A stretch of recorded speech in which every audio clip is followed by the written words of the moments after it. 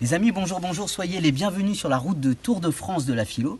Nous sommes ici à Saint-Michel de Rieuffray, dans le Bordelais, et nous sommes dans ce magnifique vignoble, en compagnie de notre ami Guillemette, Hubert et Pierre-Henri, avec qui nous allons discuter maintenant sur la liberté. Les amis, si je devais vous poser la question « Qu'est-ce que la liberté ?», quelle serait votre première réponse ? Essayez de nous dire pour vous qu'est-ce que la liberté. Spontanément. Eh bien déjà, être ici. C'est-à-dire, Eh bien là, on est au milieu de nulle part. On a la nature qui nous entoure.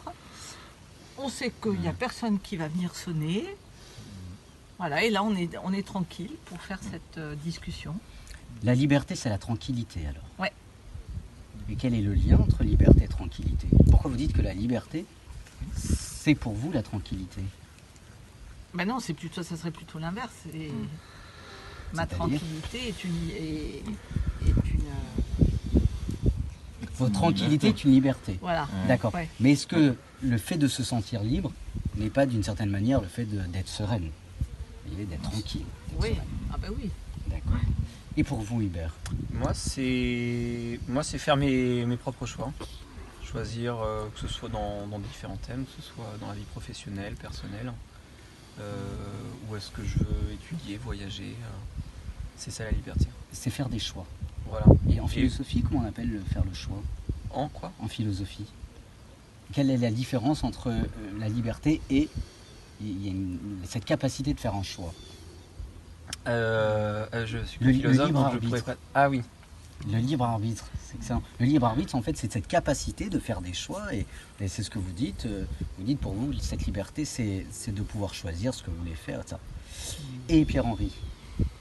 Moi, souvent, j'ai réfléchi à cette question de la liberté, mais je crois qu'au fond, je me sens vraiment libre quand j'accepte les contraintes de la vie. C'est-à-dire ? Parce qu'en fait, je me dis que dans toute vie, il y a toujours des contraintes, même là dans ce que vous disiez, Guillemette, d'être ici, la tranquillité.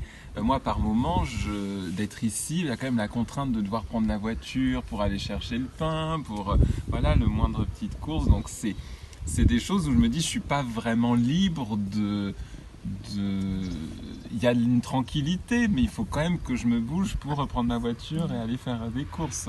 Et du coup, je me dis, en acceptant ces contraintes-là, et ben en fait, là, je peux être vraiment libre. Parce que je me dis, oui, alors c'est peut-être exercer aussi mon libre arbitre, de me dire, il y a des choses qui sont, oui, contraignantes, mais... Pour moi, c'est choisir en fait ses contraintes, choisir son cadre.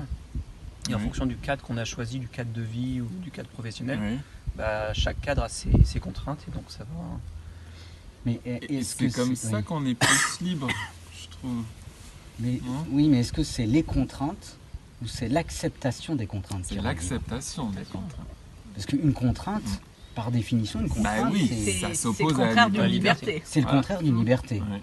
Et cependant, continuellement, nous avons des contraintes. Et à votre avis, quelle est la plus grande et la première contrainte de l'homme ? Sa durée de vie sur Terre. Mais encore, ce n'est pas faux, mais Ouais. encore.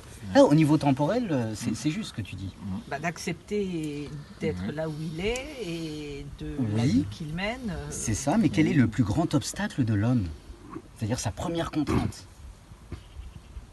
L'autre. C'est pas faux, Ouais. mais encore. Ouais. C'est Dans ça, juste. c'est- Mais c'est encore. vrai. Il y a quelque chose. L'autre, c'est qui ? Qui est l'autre pour vous ? L'autre, c'est un autre soi-même. C'est le philosophe Emmanuel Levinas qui dit que autrui est un autre moi-même. Autrement dit, la première contrainte de l'homme, c'est l'autre, La vie en mais société. c'est surtout soi-même. Ah, C'est ben le oui. premier obstacle de l'homme, c'est lui-même. Avec ses limites, avec sa vulnérabilité, avec notre corps, on ne peut pas tout faire, on ne peut pas. Voilà. On se nourrisse. Et donc, comment accepter la contrainte que nous sommes pour nous-mêmes ? C'est Ouais. une question que je vous pose, Pierre-Henri. Comment accepter Une thérapie. Tu attendais pas Une thérapie déjà. Non, mais pourquoi pas, Bah pourquoi pas. oui. Et pour toi, Hubert, comment finalement accepter comment accepter cette première contrainte qui est l'homme, qui est nous-mêmes ? Pour moi, c'est être réaliste, c'est-à-dire savoir qu'on est un être humain avec justement ses forces, ses faiblesses, ses limites. On n'est pas un surhomme, on n'est pas un animal, on n'est pas donc on a nos capacités. Donc juste être cohérent avec soi-même, savoir qu'on a des limites et pas aller au-delà. D'accord. Tu viens de dire un mot intéressant, tu parles de l'animal. Parce que je pensais par exemple, il y en a qui veulent, il y a des hommes qui veulent voler, il y a des hommes qui veulent rester plusieurs 5 minutes, 10 minutes sous l'eau. Mais voilà ça, il y a des animaux qui peuvent aller vivre sous l'eau, il y a des animaux les oiseaux peuvent voler, mais l'homme ne peut pas. Est-ce qu'un animal est libre? Tu as utilisé le mot animal, est-ce que l'animal est libre? Quelle est la différence finalement entre l'homme et l'animal? Je ne sais pas si vous avez des Je me suis animaux déjà ici. posé la Ah oui. question. Vous avez des animaux ici?